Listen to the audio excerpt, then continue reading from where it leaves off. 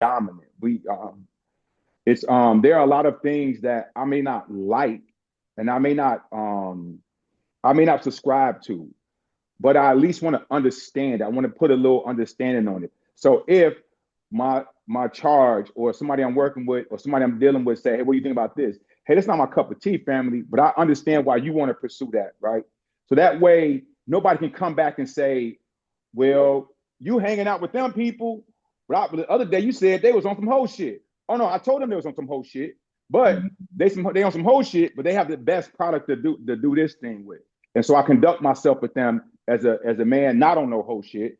I encourage them not to be on no whole shit. But as long as we understand each other, I'm not talking shady behind a motherfucker, but then I'm key in their face. Or I'm not telling women one thing while secretly I'm doing another, right? If I say pay your bills, I'm paying mine. You know what I'm saying? If Right. if it's here's how you should communicate, that's how I'm communicating. If I say, hey, if you're wrong, apologize. When I'm wrong, I apologize. Hell, I feel I'm right, and I just want to move around. Hey, I'm sorry. You know what? That wasn't the right way to handle that. I'll handle that differently. And I think if you do those things when no one's looking, like I think the loose definition of discipline is doing the things you're supposed to do when no one's looking. If you instill that stuff in yourself, then that becomes who you are. Absolutely. Absolutely agree 100%, man. Yes, sir. Yes, sir. You hitting on all the points today, bro. I'm trying. You I'm hitting. trying, sir. Yes, sir. Yes, That's what sir. I'm talking about, Yes, man. sir. That's I'm yes, loving sir. this. I'm really Yes, loving sir. this conversation. Yes, sir. It's So not am I. too often that, Yes. we get to sit down and just, really chop it up and Yes, ask sir. real questions. Earlier this week, I put out a post. I wanted to ask people in the group if they could send in questions to ask, Okay. and they did. You saw they sent Yeah. in a Yeah. question. Yeah. Yeah. They came with some fire too. So I said, Mm-hmm. all right, we gotta use some of these. Yes, We sir. need to. So I'm gonna ask you a question that was Okay. asked. Okay. What is something you believe every dominant should continually work on? Themselves. Every day you should work on yourself. Every day you grow, you grow older. That don't mean you grow wiser, but every day you should be trying to learn something. Every day you should be challenging your own philosophies. Every day you should be trying to work on that, right? The more you do that, the better if you work on yourself consistently every day, whether that's reading every day, whether that's listening to soothing music, whether that's walking, working out, learning one skill set, then honing that skill set. You do that a little bit every day, then you become a better person all the way around, right? I think that every dominant should fix, reduce the number of enemies you have in the community, right? We all don't have to like each other, but we don't have to be enemies, right? Because the longer I've been in this community, the more I realize, especially for Black folks, we're still a small part of the community. And then as straight Black men, it's even fewer of us, right? So every day you should work on reducing the number of people you consider an enemy, right? And then lastly, just enjoy life. I think everybody should enjoy life. I think every dominant should enjoy life. Just expand your thinking on the thing, expand your knowledge, expand your reach. Don't have a lot of things that, oh, I'll never do that. Yeah, of course you're gonna have some things you're never gonna try. But reduce those numbers or learn and experience things. So I think that's the right there. Absolutely, Yes, sir. absolutely. Yes, sir. Yes, indeed, man. I believe self care as a dominant is key.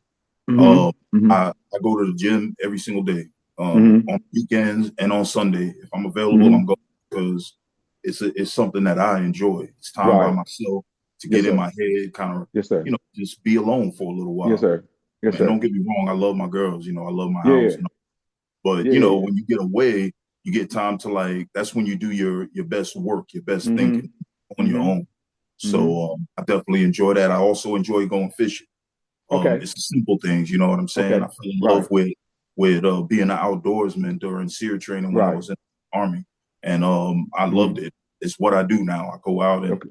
stay in the woods for a couple of days, and Okay. it Okay. is what it is. We gotta find whatever it is that Yes, sir. centers so that we can come Mm-hmm. back and be the Mm-hmm. best version of ourselves. Mm-hmm. That was I a like really that. good question. Thank you. Thank you. Yeah, it's a good Since, question. since we're hitting on that, Okay. I want to hit on another audience question. Okay. What does Awesome. a dominant need from a submissive that often doesn't get openly discussed? Say that one more time for me. What does a dominant need from a submissive that doesn't often get openly discussed? Okay, so my answer to that, this would be a question. This would be something I would say to just any man, right? And I'm not saying that all dominants are men, but I'm gonna say this, right? If women want unconditional love and men want unconditional appreciation, right? I think that a lot of times I'm going to use social media society, dominants are, every time we're spoken about, it's like we have to be the perfect specimen right now. We're not allowed to grow. We're not allowed to make mistakes. We're not allowed to be at the beginning stages of something without having to song and dance. But as we grow, appreciate these steps, right? Appreciate the things, the type of leadership I have now, because I'm gonna grow into a better leader, right? So I think that one thing that's not spoken about is show a little bit of appreciation, right? A little bit of understanding. Hey, we working, we trying, we out here doing everything. We trying to learn how to flog. I'm trying to learn how to communicate. I'm trying to learn how to do all this shit. I still have to learn what's good for me. So show a little bit of appreciation. I'm not saying, kiss our ass all the time. Sometimes I do like my ass kissed, though. I ain't gonna lie about that. But I'm gonna say a little bit of appreciation, a little bit of celebration. It's not always talked about, or it's not talked about in a way that necessarily feels good. It feel like, here, nigga, damn, I told you I liked you. Right. Oh, you know what I'm saying? You know what I'm saying? Dude, once you have a little bit of appreciation, I think the next thing is be comfortable with the spaces you at as a submissive as you grow. Don't rush this process. Everything that's splashy and shit online, all that shit ain't real. Let's deal with what's real. Let's deal with what's in our space, right? There's no point in trying to force a person to keep, say, work at a high tempo. Like you say, your army, work at a high battle tempo. Like, damn, why op tempo is always high? Let's cool out. Let me cool out. Let me have a little fun. Let me be the jokey dom today, right? We don't have to allow rest, right? And then last, like somebody say, grace. Give us fucking grace. You know what I'm saying? One thing shouldn't be the end of us. Okay, I hit you in the wrong place. Okay, I didn't do this one thing. It's not the totality of the person I am. It should not be a zero sum kind of situation. And so that's my answer to that. Right.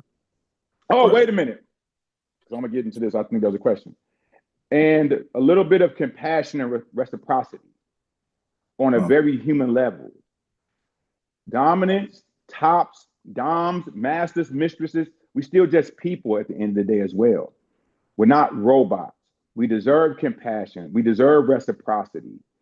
If your top, your head of house does something, if they care about you, if they checked on you, if they gave you snacks, they like snacks. They like peace. You know what I'm saying? Give them that time. Like you said, you like to go fishing.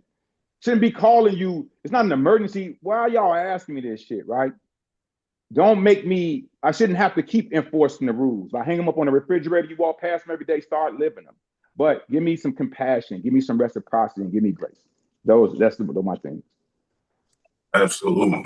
Yes, sir. Absolutely. Yes, sir. You said that, man. Yes, sir. Yes, sir.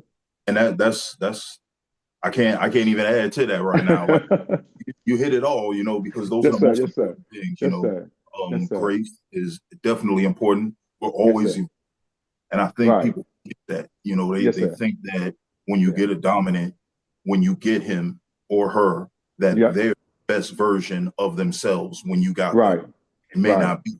You have to allow people room to grow, and in that you have to allow room for error. So I definitely appreciate on those points. Real. Right. I got another question from. Bring the questions on, but I'm ready. They got them. So when you're dating a submissive, are you maintaining two relationships, the romantic relationship and the DS relationship? Oh, somebody came in off mute. Hit me for me, please, whoever that is. Okay, I like this question. I had I wrote my answer down. I'm a whole person and I date whole people, right? I understand that there are people who separate they compartmentalize the things in their dynamics. I'm not one of those people. I am one of the things I learned with somatics is that it's a whole body experience. I live in a whole body experience. If we are in a dynamic, we're going to do some things that people may consider vanilla, right? But I don't see a problem with that. If I can tie you up, hang you upside down, spank you until you're in tears, do all this other shit to you, I can't take you to get cake. I can't take you to a movie. The fuck are we talking about? Right. You don't like cake? You don't like cake? You don't like Spider-Man movies, goddamn it. You don't like putting your clothes on, let's go be, you know what I'm saying? Because that's the other way we can be in a dynamic, right? We may not never get a chance to go to a high protocol event, but we can put our clothes on and go to a sneaker ball, right? We can go to a gala over here and we can do these things and live BDSM every day, right? For example, my partner and I, one of the things that we do is we go out to dinner. When the waitress put the plate down, I don't touch the plate until she lift it up and then she put it back down. So that symbolizes that she prepared the plate for me, right? Now, yeah, we live together. She cooked for me, but sometimes those small little things, the small little check-ins, right? We do those things, so I don't separate that. This is not if I had a different, like you may hear me say, if I had an intimate, if I had a rope partner, I may not do all the things with them that I'm going to do with my collared person, right? With my charge. But I'm also not going to treat them like they're some other person. I'm not going to say, well, I'm not going to look after your well-being. We're not in a relationship. I don't believe in that. I think that is unproductive emotionally, because for me, especially as a rigger, right? And I'll go off a little bit. For me as a rigger, I never subscribe to that theory of submission as a gift. I feel that if I'm coming as my whole self and the other person comes as their whole self, those two things cancel out. So for me as a rigger, you being my submissive, you being my slave is no more a gift to me, than my dominance and my leadership is, right? My mastery is. However, what the gift is they're suffering for me. So when I tie you and you sit and I get to ponder these things, I'm tying you. So the first part of that tie is just the physical part of it. I've been thinking about this tie and how it will affect you. So that suffering for me is the gift. Why shouldn't I show that person softness and care about them? If I pull all these things out of you because you suffer from me, I should treat you like a regular person. Make sure you're taken care of as best as I can. Take you on dates. People want to go and do things with other people. What are your interests? I should care about those things because we connected. Once again, rope is a connective thing. We connective. I'm looking at your whole entire body. I know more about your medical history than some of the people you were very close to. You mean to tell me I can't go to high tea with you? I can't go to your sister's motherfucking yearly barbecue with you. You know what I'm saying? So yeah, I don't see that dating. I don't see my dynamic as different than dating a person. I don't see it like that. Right. Absolutely, man. Yes, Good answer. Good answer. Yes, sir. Thank you. Thank you. And you know, the fact is, I like how you swung that around about, you know, the gift and where the gift lies. Yes, sir. Because there's different theories about, you know, the gift, right, you yes, know, sir, and all that. And it's a point of contention in the community. Honestly, people will butt heads over that and argue yes, sir, dog pile over it. So, yeah, right. But you know, explaining your perspective on it, I think, clears a lot of things up. Yeah. In the statement itself. So I definitely appreciate that. Yes, sir. Yes, sir. And a firm example of what this whole thing is about, man. Just yes, sir. Thank you. Getting the perspectives out, you know. Of course, we got more questions from. Come on with the questions, brother. I've been waiting all week, brother. They was doing so good with these questions. I was like, I'm gonna make sure I get them all in here somehow. Yeah, yes, sir. Yes, sir. All right. So, what makes a submissive valuable to a dynamic beyond what they can do for their dominant? What makes a submissive valuable beyond what they can do for their dominant? That's a good question. It's almost a curveball. In my opinion, what makes a submissive valuable outside of what they can do for their dominant is the number of things. The number of things that they can that. I'm sorry about that. So the number of things that dominance and that submissives or that slave's presence does to make their life easier. Sometimes the right person in another person's life simply makes their life easier, right? And so I can't give a person a list and say, do this, do that, do this, do that, do this. Let's try a list. One, try to anticipate the needs of your dominant and the people close to him or her, right? So for example, I believe you have is there 3 women in your house, correct? Yes. Right. So you could have had 10 women, or it wouldn't have made your life any more easier if that's the wrong 10 women, and one woman by itself wouldn't have made, right? So now, once you put those parts together, any number of those parts, it should make everything just seem balanced, right? So if you're submissive, you're trying to figure out how can I help? What can you do to bring balance, right? You don't have to know everything I know or you're dominant. Just know enough to make their life easier, make their life balanced, right? Get them opportunity to focus on some things that is not one of their strengths, right? Mm-hmm. So the first part is, like I said, be aware, right? Work on yourself, right? You can work on yourself so that any part of their leadership they don't have to keep working on their leadership, right? Think about, right? And then after that, work on the things that you do, right? If cooking your thing, work on a new menu. If, like, for example, you working out. I'm not saying go to the gym with you. I am saying, hey, I was looking up something. Here's a protein you might want to try. Hey, here's a different towel to put in your gym bag. Hey, I'm gonna get you a new alarm clock because you ain't sleeping at night. Start thinking about those things. Just add to what will bring balance, what will bring joy. What things if you're in a house of multiple people, what things can we do amongst ourselves that'll make life easier for everybody, right? How can we, like I say, how can we reduce all this stress? How can we reduce the number of enemies we have, even if they're on a small micro level? So I think that's my best blah, blah, blah fancy answer. Yeah, that's what I'm talking about, man. Yes, I say all the time, you don't have to do everything. Just do what you do and do it well. Right. Right. That's what makes you stand out. Because you might bring something to light that I didn't even know I needed. But you have to be able to see that in order to provide that service, Right. If you're waiting, if you're sitting around and you're waiting for me to tell you, hey, you should do this, you're probably going about it wrong. You should probably be trying to figure it out on your own. That's a definite way to add value is showing that you can do something maybe others can't. So all right, I like that. Yeah. Well, thank you. I'm trying. So what can a submissive do to provide aftercare and support for their dominant? All right, brother. Here we go. I've been waiting on this question all day. Here we go.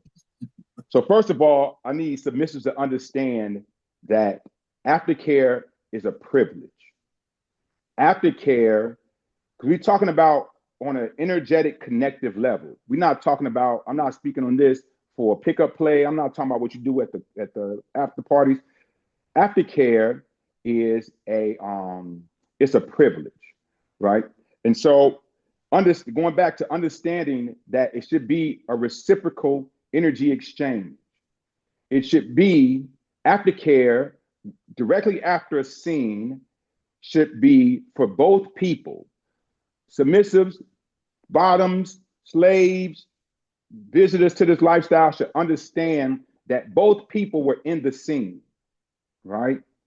Of course, if the dominant or the top is doing the activity, their physical condition, mental condition may be at a better place than the bottom, but they still need to be tended to, right? They still need to be cared for after the scene, right? So I think that a submissive or a bottom, whomever, they should understand that by participating in this energetic exchange, in this relationship that we have, in this dynamic that we have, their participation is also we got to balance that. You're not here just to be here, right? Mm-hmm. So understand that aftercare is a privilege, and we both have the duty to do it for the other, right? You should care, like, especially because people like to say, so for example, a lot of people are getting into flogging and they Florentining and all this shit. Well, you start throwing some good heavy Florentines around, you realize I'm working a lot of my smaller muscle groups. Yeah. You know what I'm saying? I'm moving around. You know, I didn't know I was this out of shape. So now my shoulders are linguini. My energy, I'm in a different zone as well. And I'm gonna speak of every dominant or every top who does heavy impact or does heavy scenes, sometimes it's not their jam, right? Because I'm gonna say this, don't mean the next dominant to say this. They may need some reassurance after that. So you don't have so aftercare does not have to be one-sided. It should not be one-sided. We both can pour into each other. So if you, let's say, for example, the dominant is rubbing on them and checking their body, you can sit your ass up and turn around and face them and reassure them. Tell them, that was really good. I like what you brought out of me. Make sure your arms, if somebody bring a bottle of water, don't you guzzle that goddamn water down by yourself. Share some water with them. Wipe their brow off, right? Sit with them, hold them. Tell them they did a good job, right? Care about them, right? Be in tune. Don't zone out so much that you're not in tune with this other person. So when I say aftercare is a privilege, it's a privilege for both people to participate in this activity. I'm not throwing the floggers in the air and they doing that thing. Well, I'm not tying this rope and I'm doing all this shit and then you just get the zone out. No, it's my job to care about you and your safety. And it's also your job to care about me and my safety. Make sure my heart rate slows down, right? Make sure I return back to this physical and mental plane.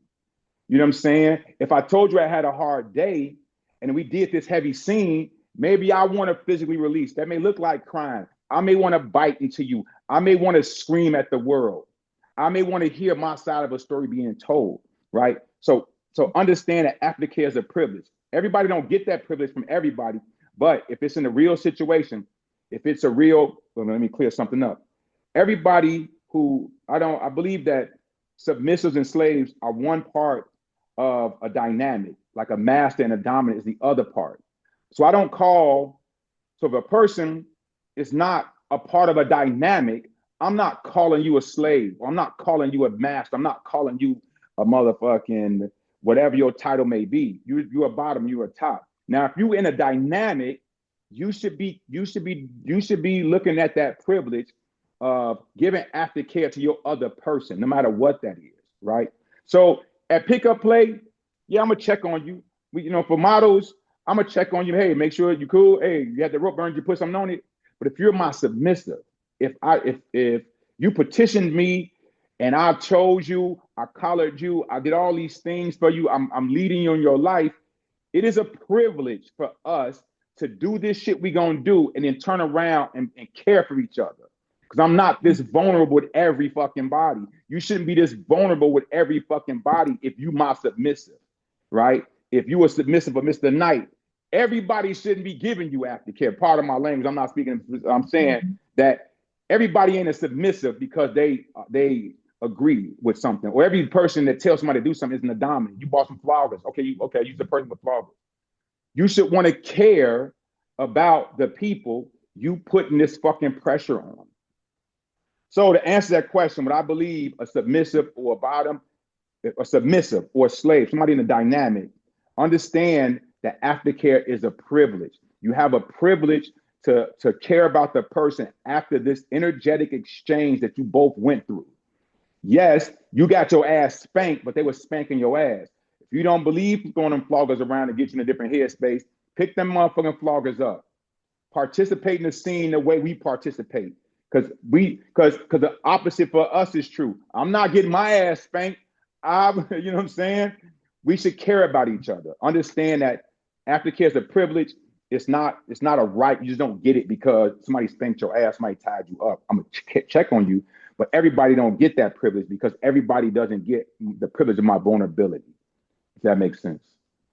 Absolutely, absolutely. Yes, sir. Okay. Whew. I think also the key thing is to realize that even in those situations when you're just doing pickup play or whatnot, you can get that if yes, sir. you appreciate that. Yeah, right. You have to be able to speak up and negotiate those things. Right.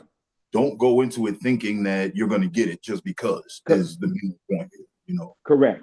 Correct. Right. And correct. I definitely see that yeah. for sure. Yeah. Which brings me to my next question. Okay. We do hear a lot about sub drop and aftercare for submissives. You kind of answered already. I was going to ask if you thought that dom drop and dominant aftercare got enough attention in the community. But we just went all through that. I'll answer that specifically. So the short answer is no, right? It doesn't get enough. Okay, I'm gonna speak for cishet Black men. We don't get enough care in the community, right? There are times where, and I got into it on Facebook before about this, especially and I'm gonna speak for demo doms. There are dominants who come to events, they spend the whole night demoing, scening, doing all these things. There should be some, hey, take some time to care about them, right? Stretch them. If you're submissive, you're a bottom, and your top does things like a lot of heavy impact, I think you should install some kind of work in some level of like care sessions for them, stretching, ointment, hey, let's get back to a place where, like before the pandemic, there were different services that submissives and slaves did, whether it was cigar service, whether it was drink service, whether it was motherfucking grooming and all those things, right? So I think that just like subs, you hear about them like, oh, aftercare should be this, and I had sub drop, and I had this, that. Hey, doms drop as well. We went to those same events with you. We interact with those people with you. Hey, we shook these motherfuckers' hands, so we might feel a little bit phony, but we gonna keep the peace in here. We swung floggers, we sat in classes, we did all these things. Hey, we mediated over a conversation or a situation between people. At events, it's a lot for us as well, right? So sit down and come up with a regimen. I think that everybody should have that, especially dominance, especially Black men dominance. Just that Black men, hey, instill that, like, hey, what things can you ask them? What things can you do for me? Be selfish, be self-focused. Hey, we did this thing. Check on me, right? If you are a single dominant and you at an event, get somebody to come check on you every now and then. Hey, have you eaten? Hey, they got food up there. Have you eaten? I ain't hungry. No. Go sit by the French fries then. Go have a water. Walk outside. Get some air. Hey, sit down. Take them boots off. Put your feet up. You've been throwing floggers and whips and fire for 4 hours. Sit the fuck down, sir. Ma'am, sit your ass down, right? So I think that should be a part of it, because the flip side of that is somebody has to protect you when you go into sub space and you sub dropping and you physically wait, energetically, emotionally, cosmically, you wait. You're physically, like your body is the presence. Somebody has to guard you. Somebody has to move. Somebody has to care about you. The guard should be cared about, right? So I think that we should get back into having it, but in a respectful way. Because if you're hearing this, I don't speak for chumps. And so if a motherfucker's on some bullshit, I don't speak for them. I don't speak for fuck boys. I don't speak for knuckleheads. I don't speak for fucked up people, right? I'm saying that if a person is doing the right shit by you, if they're doing the things that instill that you have a trust in them, that they can put you in a position where you can have a drop, where you can float off into the world. And when you come back 15, 20 minutes later, understand that there's a debt of reciprocity. Take care of them, right? You hear brats all the time like, I like pushing his buttons. Give his fucking buttons a break. You know what I'm saying? Or mentor other brats and say, hey, I see what you're doing. That's cute, but don't push him overboard, right? Care about him. because he's going to do the things, or she's going to do the things to show you that they care about you. It shouldn't be go, go, go, go, go. We're not robots. Absolutely. Okay. Whew. You should mention brats. I was just talking earlier about brats and how one was saying that basically the way she was behaving in this public space, well, it's the group. It's not really a public space, but in this space should be excused because she's a brat.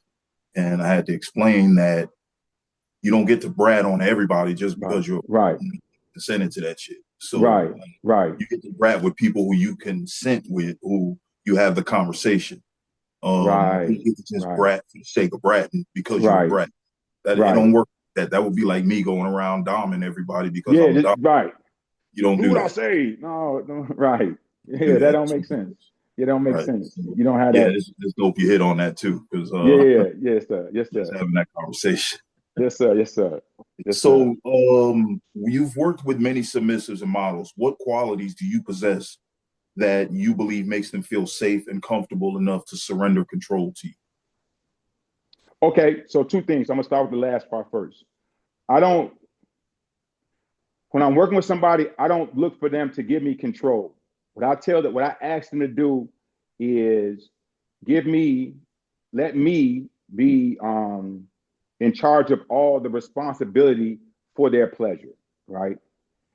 And in that, because people say, well, I'm a control freak. Well, I don't want your control. I want responsibility. Nobody's a responsibility freak, right? So I'll get to the models first and then to the submissives. For the models, I've been working in media, photography, videography, from porn. I've been doing that since 2008. I'm the same person, right?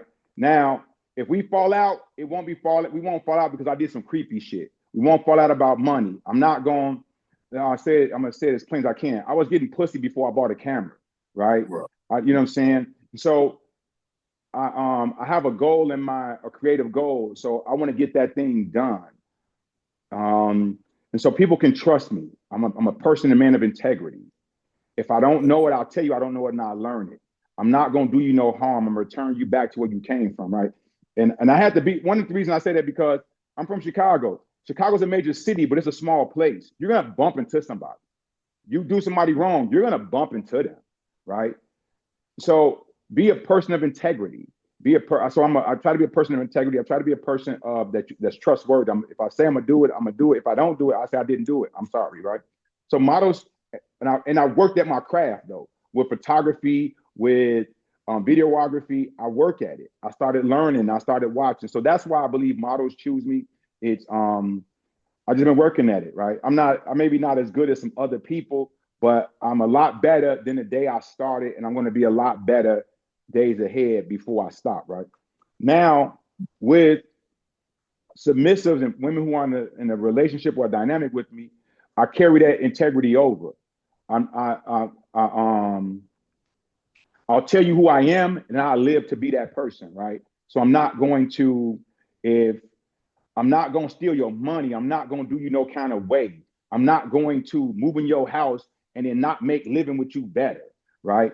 And so the people who know me and get to know me, I can always tell when a person kind of didn't like me, but they checked around on me because I can see that progressive, like, oh, he the same person. Everybody you talk to him, like, hey, you know Solomon? Oh yeah, he good people. This boom, boom, boom, boom, boom. Now I can be an asshole sometimes, but you'll understand why I'm an asshole. You're like, okay, yeah, I did do that. I was kind of loud. You know, we gonna have a good understanding, what I call a kukumu, a clear understanding, a concise understanding, a mutual understanding, right? And so I try to be trustworthy. I try to be the same person. If I like you, I like you, right? I'm not gonna bullshit you. If I like, you know, if I'm into you, I'm into you. And I do my best to make the women in my life, the models I work with, the intimates that I have, the people even the homies I kick it with, let them know that, hey, I'm genuine. And I'm gonna do my best to be a genuine person to you. And so I think that's what draws people to me. Because they ask about it. They ask around, and I get that back. Like, yeah, my friend asked about you. She was like, oh, she said she heard this. And I was like, no, that ain't him. Like, okay. You know what I'm saying? And I work on my reputation. I work on my word. I started saying maybe about a year ago, live like your vetting depends on it, right? And so I try to be that every day. I try to live my life like people are checking on me because I know that they are. Hell yeah. Yes, sir. Yes, sir. Yes, sir. Hey, Yes, sir. preaching today. Somebody Yes, said preaching on this sir. good Wednesday. I know that's right. Yes, sir. Indeed, Yes, sir. indeed. Yes, sir. Yes, sir. So your work has prominently celebrated larger body Black Yes, women. sir. Yes, sir. Why has that representation been so important to you? And what do you believe the broader rope and BDSM community still misunderstand about tying plus size bodies? Okay, so the first part of that, why it's important to me, is because let's not even go to the scale of BBWs. Most women are everyday shape. They got ass, and they got titties, they got guts, they got thighs that are soft, that skin move. And so when I started, I didn't, when I started doing rope, I didn't have a bunch of small women who were ready to go. I had women, because I usually, the porn I produced was BBW porn. So a lot of the women I knew were BBWs or thicker women. They women with like I said, with ass and titties and bodies. You know what I'm saying? They may have a little gut here and there.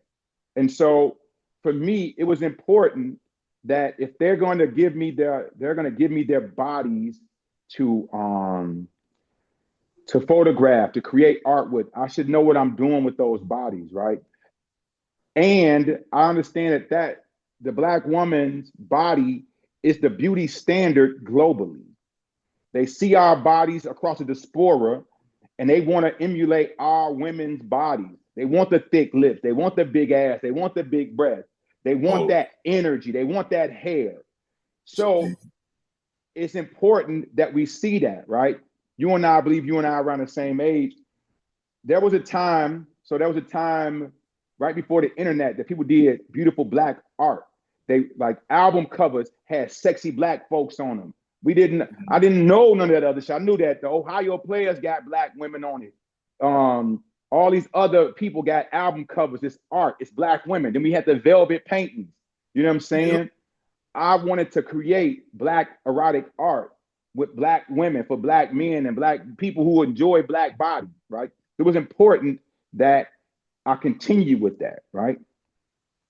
Now, one of the things I think that the rope community specifically, outside of the Black rope community, but the community at large, they look at larger bodies and they don't understand, for the most part, you approach it the same way. Because nobody says, if you are going to save somebody, they have to come down on the helicopter line. They don't go, oh, they're too big, I can't save them. Nope, they make some adjustments and go, okay, this and that and this, pick them up, right? It's the same approach. So I'm gonna say this: if you are a person who does rope bondage and you don't want to be connected to a woman, I'm gonna say a larger body, whether it's a man or a woman, you don't want to be connected to them, then don't do rope with them, right? They say, hey, well, you do rope with me? Hey, thank you for asking, but I only do rope with people I want to be intimately connected with. That's a respectable answer. If you want to do rope with people who are larger bodies, understand how larger bodies operate. I'm gonna use a little bit of raw language. If you fucking a big woman, you know you can't put her legs in all the same ways you can put a smaller woman, right? You know you have to do a thing here and there. You know what I'm saying? You have to be able to work it differently. Different ain't better, it's just different, right? Right. So the same way you hear a lot of women say, I got a lot of ass, you gotta have the right equipment. Part of having the right equipment is in your head, right? You have to understand that this body is going to behave differently than a smaller body, right? So understand that your approach to a larger body, should be intentional. Understand that you should have the part of that right knowledge. Understand that, like, look at their skin. Understand how the skin works. Understand how the shape of their body, how it moves. Start understanding how their blood flows. So be about them. That's the first thing. They're not aliens. You don't have to, you don't have to learn some other shit. Physics is physics. Leverage is leverage. But I also believe that working with larger bodies gives a different, artistically, it allows for some things that smaller bodies don't do. Some of the angles are better, right? Some of the, hey, tie up some ass cheeks, big ass cheeks, that shit look beautiful, right? But also, but people are people though. I want everybody who wants to get into rope, who's already in rope, to understand that women, men who have a larger body, that they are people. Yeah, you may need a little bit more rope. You ain't gonna need crazy amounts of rope. You're gonna need a little bit more rope, right? You wouldn't suspend a small person from a weak structure. So why would you think you have to have a super big structure for a large person, right? So understand that this is a person you may have to work on, expand your knowledge a little bit, and then get to it, right? So I think that's my best answer. I hope that was my answer. Yeah. Absolutely. Yeah, yes, that was a great answer right there, man. Yes, sir. Yes, sir. So, well, I'm gonna try to move it along here. Like I said, I'm not gonna try to keep you too long. No, I'm good. I'm good. Just have a few more minutes. So, you know, and I know everybody's into the conversation, so nobody's gonna just leave the conversation. Yes, sir. Yes, sir. Was there ever a time that you were afraid or apprehensive about tying or suspending plus size women? And if so, how did you overcome that concern? Okay. So the first part of that question is, I'm always nervous when I suspend anybody. My first suspension was my submissive at the time was a smaller woman. So I was nervous as hell, right? So because a person is giving me their body, I have to take care of it. Now, specifically the plus size women, larger bodies, curvy, whatever you want to call them, I'm always nervous. And the reason for that is that if I drop somebody, right? Let's say a woman's 350, I suspend her. This is her first time being in rope, and I drop her. That drop, she may be physically okay, but the scarring of that, oh man, I'm so big that great Solomon dropped me, right? And so she gonna feel like she the biggest person ever. It's a lot, you know what I'm saying? That she fucked my reputation up. It's a lot that goes with that, right? So I'm always a little bit nervous, a little bit apprehensive, right? I'm always kind of like, this gotta go well.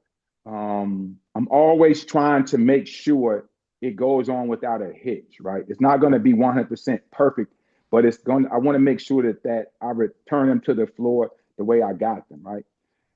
And the other part about that, since I make art, right? Since I record things, I photograph things, and I usually do a video and I'm just recording. One of the reasons I'm a little bit nervous and not apprehensive in a way that I don't want to do it, I'm just nervous, I'm meticulous about things, is because the world is cruel. There are some models I work with, I can already hear the jokes, so I have to monitor those posts a little bit different. And I'm really protective of these women because they entrusted me to give them this experience. I don't want to hear no more fucking jokes about rotisserie chickens and Christmas hams and all of that old shit, you know? And so I want to make sure that they look as good as I see them in my head or as they feel, right? And so I may not always hit the mark on an aesthetically pleasing situation, but I like to make sure that I did it with some care. I did it with some thought, with some good intention, right? And so every time, like if you ever watched any of my videos and I ask people like, you okay? I'm checking in like, hey, what you think? I'm really concerned about that, right? I want to make sure that they enjoyed it. You know what I'm saying? I know women give me a lot of shit. I'm that dude during sex. Did you like it? You like that? How about that? You know what I'm saying? Afterwards, like, ooh, was it good? Could I do something better? Because I want them to have this experience, right? I want them to be able to say, yeah, I was able to do a rope suspension with Solomon or with anybody.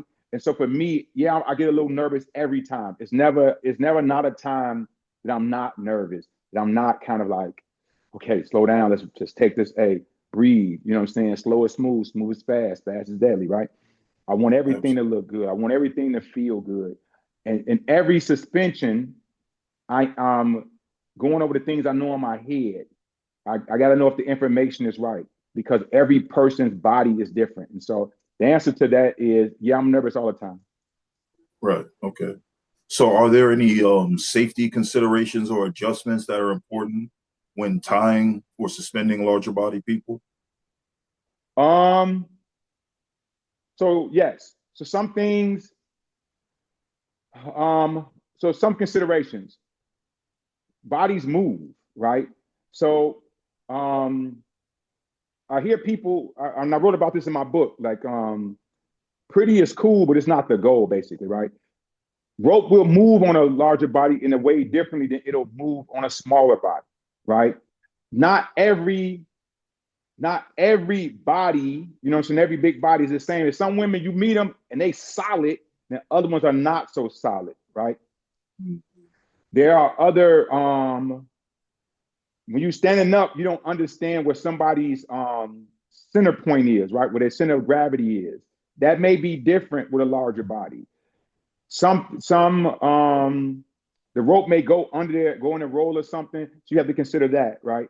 And then I would just go with some of those other things and then just medically check in with them a little bit different than you would with somebody else. Because they're sometimes the things that ail them may not be known right away, right? Or uh, um, something that is noticeable on somebody else, especially, and I love doing things with darker skinned women. So sometimes a bruise may not show right away. It may not come off right away. So a lot of times with my thick sisters, I'm asking them kind of the same question repetitively. I'm checking and seeing, okay, that don't look right. Let me move this. Let me get in here. Let me get in there, right?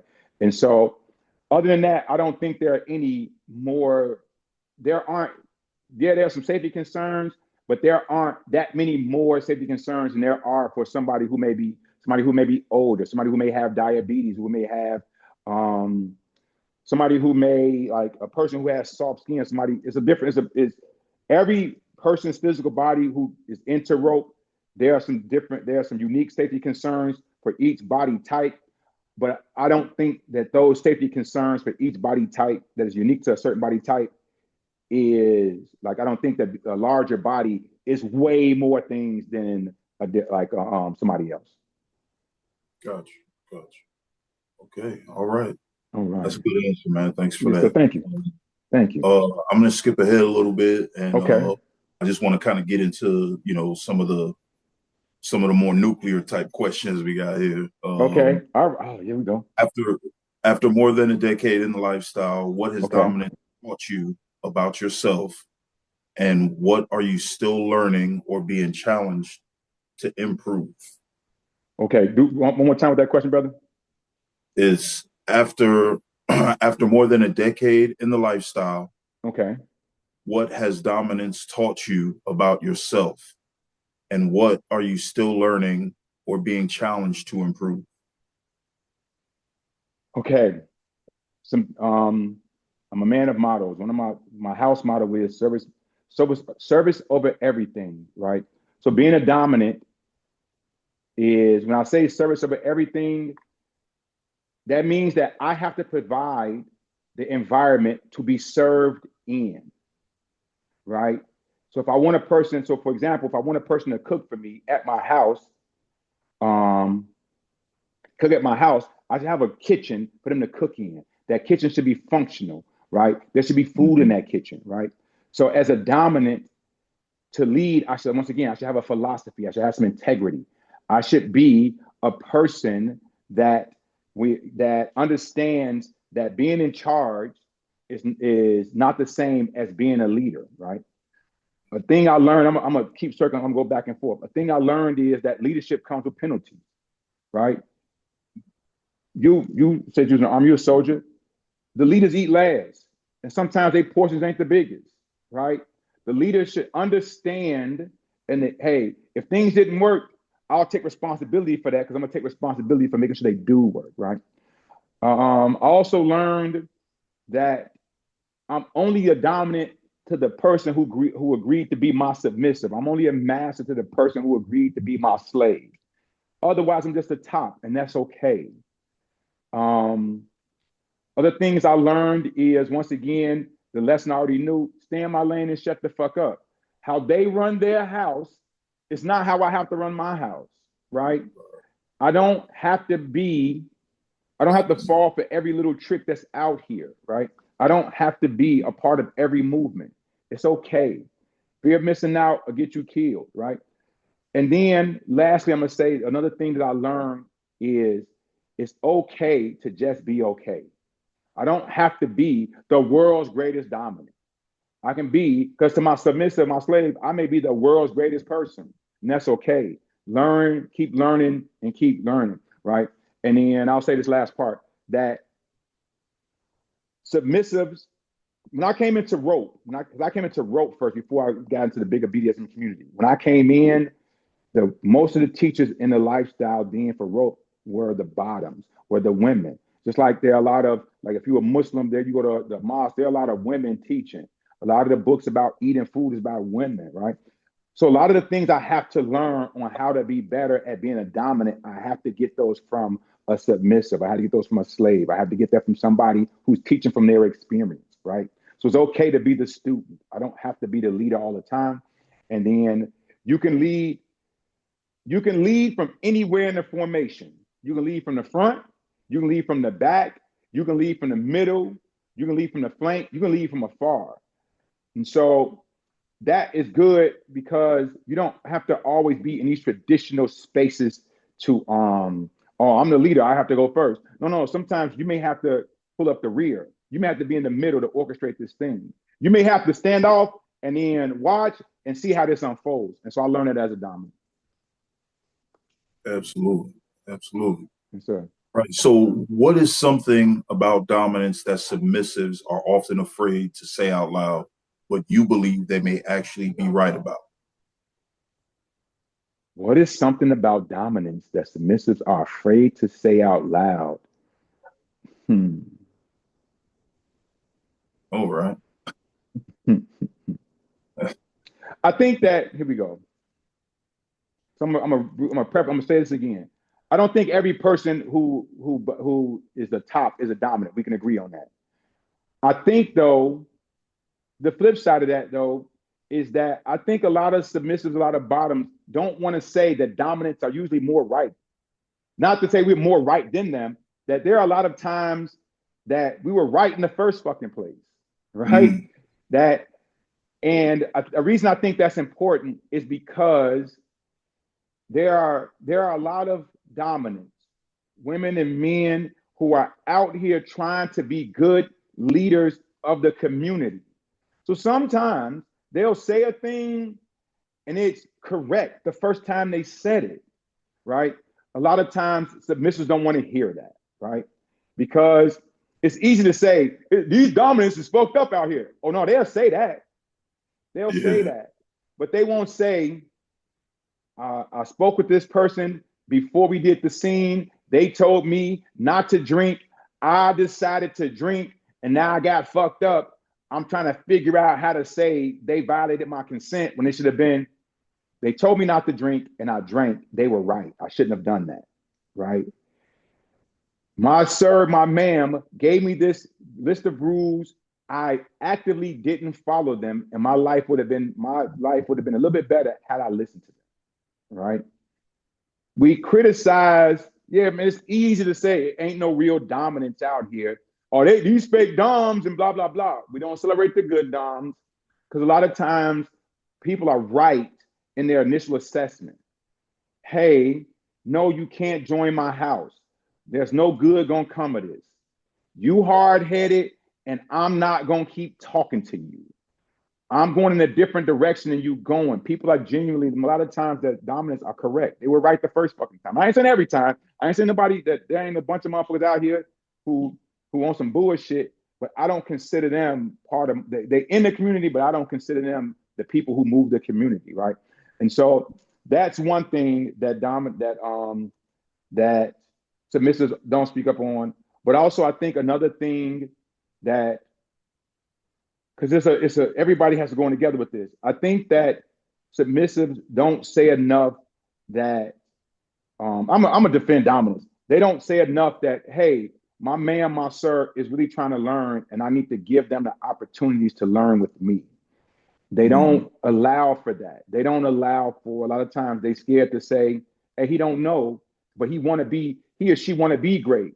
Right now, there's somebody watching this, they sir, they ma'am is getting into rope, and their sir and ma'am wants to be the next Solomon Abrams. Okay, cool. That whether they're there or not, don't wait to speak up by saying don't demean them. Speak life into them. So I think that enough times that they're not confident enough to speak life. That's what it is. They're not confident enough to speak life into their sir, their ma'am, their whomever, so they don't. And they try to wait for other people to try to speak life into them. And by then, it's like somebody else is basically cheering your person away from you. It's okay to say, hey, he was here and now he's here or she's here. So I think speaking life into them is something they not always strong enough or willing to say. Because they'll tell you how bad you are. You make one mistake, they'll tell you. But they don't come back and say, I was wrong. You know what I'm saying? Or, hey, this is a nuanced situation that happened, and maybe I could have played a better part. And that person really did the best that they could. I just went crazy with it because I want to get my lick back. I want to blame somebody. And so I think that's it. And honestly, that applies to all relationships too. Like vanilla relationships. Mm-hmm. You got to be able to I'll use my own personal example. Okay. There was a submissive that I had gotten involved with. I was part of my structure is water intake. So okay. Over a couple of weeks time period, the submissive started talking about how great her skin was, and it was the best thing ever. And ever since I started drinking water, life is better. Fast forward, things didn't quite work out. We ended up going our separate ways. In conversation, water was mentioned somehow. I don't remember how, but water intake was mentioned. And rather than acknowledge that because of the water intake, it was you that basically made this happen. It became, they had a point to prove. So it was more like, I've been drinking water and I've been doing this. And it's a small thing, but it's a perfect example of what you're talking about. Sometimes you're right. Not all. You know what I'm saying? Some of us actually know what we're talking about, and we've been doing this for a while. So you got to be able to. You're gonna miss out on your blessing, treating your blessing like he's or she is someone less than. So I definitely believe that. And so and I think that there's too many opportunities online and in real life to beat up on dominance. So I'm not gonna do that because this community don't know the difference between they don't. If I say dominance and I start shitting on them, the people who want to shit on doms are going to continue to do so, right? The other reason I'm not going to partake in that shitting on dominance is because BDSM and kink is very heteronormative. So a lot of times when people think of dominance, they think of cishet black men. I'm not going to partake in that beating us up. We get beat up all the time. Yeah, now sometimes we got to be pulled to the side and like, hey, dog, that's fucked up. That bullshit you're doing. Be cool with that shit. But other times it's, hey, you starting. I see how you got here, right? There are times that, like, for example, now I'm finished, start wrapping these more questions in. A lot of times they'll send me somebody's rope and they might, they ain't even do this. Hey, calm down. This person is just starting. Yeah, I can see you went to Home Depot, you bought 100 feet of rope, and you didn't think to cut the rope into pieces, 25-foot pieces, using the whole piece, and now you got 40 feet of rope all over the place. You don't know yet. Let me help you, right? Or you started doing wax in your bedroom. You're not thinking, maybe I should clean this motherfucking nightstand off because I can set this motherfucking house on fire. Or, you know what I'm saying? All of these things, like, you don't know. And so sometimes that people don't know, they trying their best. So I'm not going to dog people out. I'm going to say, hey, give grace, help them learn, help them grow. Tell them they was right. God damn, hey, you know what? Whether we fall out or not, you may not have been the best thing that happened for me in my whole entire life, but you were the best thing that happened to me at a time in my life that I needed what you provided, right? And I think if submissives were brave enough to say it to themselves, they'll move forward looking, like we say, hunt the good stuff. They'll look forward, moving forward, they'll look for opportunities to celebrate the people who do good things in their life, because now they won't feel bad about hearing that advice in their ear. Like that person that was with you, if they were open to that and like, hey, I don't have to be back with Lorenzo for right to happen. But when I was with Lorenzo, here's what right looks like. What does that look like in this person, right? That person was right. I do need to shut the fuck up sometimes. I do need to drink water. And along with drinking water, I do need to eat this way so that water retention is good. You know what? When my skin was nicer, I felt better. He was right. He was right. And not that you're wrong, they was just right. Accept that, grow with that, right? And so I think that's what it is. Absolutely. Absolutely. Yes, sir. Well, yes, sir. Solomon, let me tell you, man, I appreciate Yes, you coming on. Appreciate yes, you sir. being open and let me turn the temperature up on you a little bit. Okay. Yes, sir. Everybody's watching. Okay. If there's something Solomon said tonight that made you think or even made you disagree, that's a good thing. We got to keep the conversation going. And remember, the purpose of Ask a Dom isn't to tell you what to think. It's to basically give you access to different perspectives, experiences, and philosophies from different people who've actually lived this lifestyle. And you decide what resonates with you. I want to give Solomon an opportunity to speak a piece here before we close out. You got anything you'd like to say, sir? Yeah. So first, I want to show my book, Solomon Abrams, the Abramatic Laws, right? A connected rope. You can get this on Amazon. If you want it on Amazon, it's $40. If you want to get it from me to get the autograph, it's a little bit more. Inbox me. There is no. This is a philosophy. This is not about how to tie something. It's a philosophy. It's a set of laws. So if you don't have laws for rope bondage, here you can go by the Solomon Abrams laws. So the Abramatic laws. If anybody, oh wait a minute, I have a Patreon channel. Follow my Patreon, my podcast. And then if anybody had a question that we didn't get to, you can inbox me. And then if it's all right with the brother Lorenzo, with Mr. Knight, I'll answer those questions on the post. So that way we can have those questions and I can get those things out. I want to say thank you to Mr. Knight and his house. Thank you for giving me this platform to speak and trusting me with the opportunity to come on here, especially be the first. I'm frantic, brother. I ain't gonna lie, I'm frantic about that. It was an honor and privilege, and it was an honor and privilege to answer any of these questions. So if you have a question that I didn't get to, and you want to engage me in conversation, inbox me. We can have a conversation, or I don't. Inbox me, and we can have a conversation. And that's it. Thank you once again. Peace and blessings to everybody watching, everybody who's gonna watch later on. Absolutely, absolutely. So understand, everyone, thanks for coming out. Tonight's discussion. It's about getting the real. What goes on behind closed doors, from the outside looking in, it looks all pretty. The aesthetic is nice. You see wax and rope, and you think it's all pats on the head, good girls, and all the pretty stuff. So you fuck around and find out, and you get in the house, and now you got a butt plug in, and you cleaning baseboards and stuff.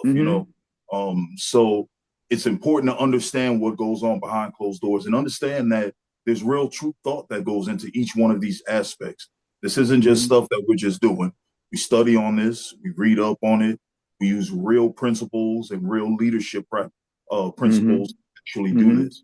And Solomon came in and he just showed you this right here is a master class y'all got for the free. You get insight into a veteran, and I truly appreciate it, man. So thanks a lot for coming. Thank you for having me. Peace. Thank you, everybody. Thanks for coming on tonight and being with us. We're gonna do this every couple of weeks. Right now, the next one up, we got somebody great coming. I'm working on trying to get Mr. Lisa's Fowler in here to come talk to y'all next week. That's going to be another great one. I know y'all going to love that one. I always say Fortioris Una. It's Latin for stronger together. I say it because I truly believe it. When we stand together, there's nothing that we can't accomplish.